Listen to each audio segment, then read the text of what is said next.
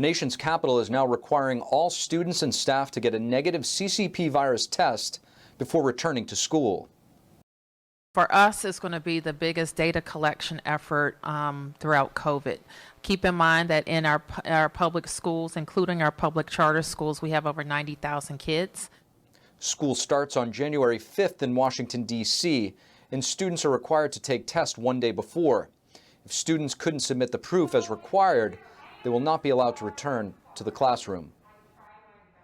American University and Georgetown University in Washington, D.C. are moving to online classes until at least January 30th. The shift back to remote learning is being made out of concerns over surging Omicron and Delta variant infections across the United States. Top universities across the U.S., including Cornell, Princeton, and Harvard, have made similar decisions. Students, faculty, and staff are being encouraged to take a CCP virus test before returning to campus. An American university says it will require everyone to get tested within 48 hours of being on campus.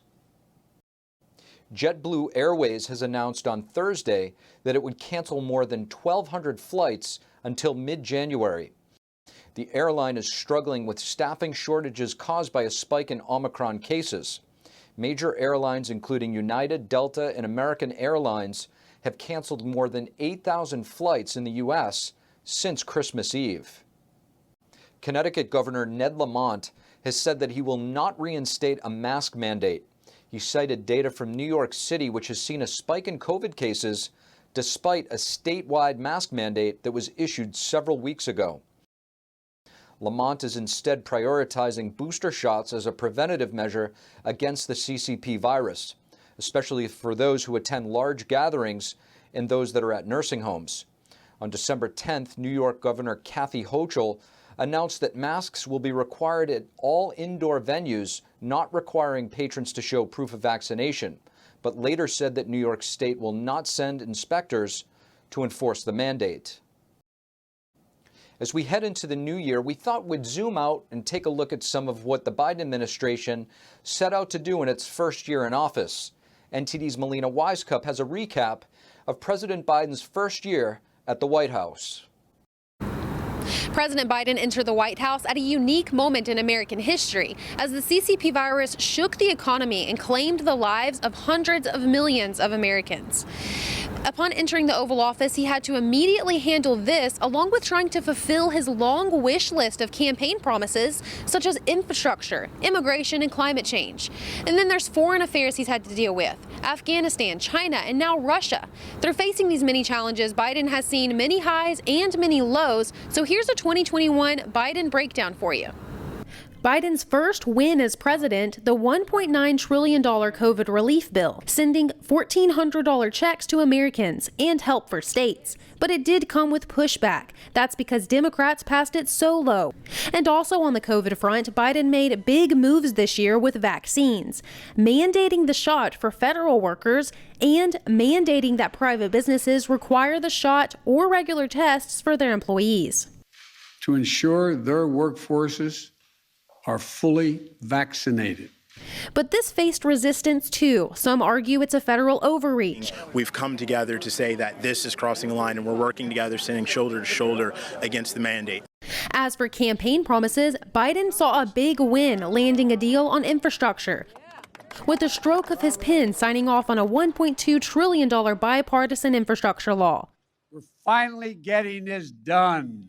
But Biden took a hit around the holidays when Congress failed to pass the second half of this plan, the Build Back Better bill. The bill now looking like it's in jeopardy. But in 2021, he has taken some executive actions to advance his climate agenda, ending the Keystone Pipeline and rejoining the Paris Climate Agreement. We showed up. We showed up. As for immigration, Biden ended the construction of the border wall and launched a task force to reunite families. But his attempt to eliminate Remain in Mexico has met with failure so far. And a pathway to citizenship or work permits for illegal immigrants have not been achieved either. On foreign affairs, Biden withdrew troops from Afghanistan, but his strategy for doing so drew criticism from both Republicans and Democrats.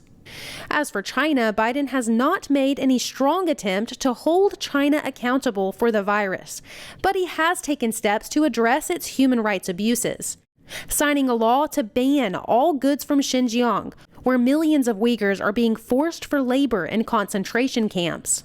And the administration sanctioned a CCP official for involvement in the 22-year-long persecution of Falun Gong practitioners, a spiritual group that's still facing jail time and torture for their beliefs. And most recently, Biden's facing a new challenge, working on diplomacy with Russia. Melina, thanks for that recap.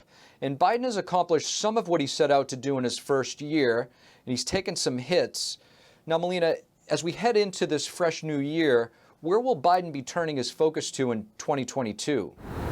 Well, Steve, considering that many of Biden's campaign promises are tied up in that Build Back Better bill, we can expect to see him working to try to strike a deal with Senator Manchin on this. And we know immigration is another top priority. As we've seen with President Biden's recent plea to the Supreme Court, he's still working very hard to try to reverse some of those Trump-era immigration policies. And in recent days, we've seen the administration zero in on voting rights. We heard from both President Biden and Vice President Harris, their comments kind of talking up the need for national voting rights reform. So we can expect these to be among some of the top priorities for Biden in 2022. Steve? Many American companies have raised the social justice flag when it comes to what they view as injustices inside of the United States. But when it comes to doing business with the Chinese Communist Party, human rights and fair treatment seem to get thrown out the window at the behest of the CCP. Justin Danhof is Executive Vice President of the National Center for Public Policy Research. We sat down with him to explore the idea of woke capitalism. Here's a look. Justin Danhof, thank you so much for joining us on the Capitol Report. It's my pleasure, Steve. Now, Justin, I want to ask you about woke capitalism. Can you explain to us exactly what it is and give us a few examples of it? Yeah, sure. So let's take the current state of play with the business community. Right now, you can look at two issues, voter integrity and the Equality Act. So in Georgia this spring, we saw as hundreds of companies, leading companies like Coca-Cola, Delta Airlines, Bank of America, all came out and decried what were common sense voter integrity measures that are, by the way, perfectly constitutional. Major League Baseball pulled its All-Star game out of Atlanta, costing the city an estimated $100 million. So that's one issue. The other issue, the Equality Act. The Equality Act passed the House. It's currently sitting with the Senate, where more than 400 American leading businesses are working with the Human Rights Campaign to lobby to get that law passed. Well, this does two things that are just so horrific. First, it harms women on multiple settings, right, including in sports, but also in places like shelters and women-owned businesses that will now be allowed to be run by men who subjectively claim that they're a woman on any given day, right? And also, it does great harm to Americans of faith. It takes RFRA, the Religious Freedom Restoration Act, and actually excises it out of federal law.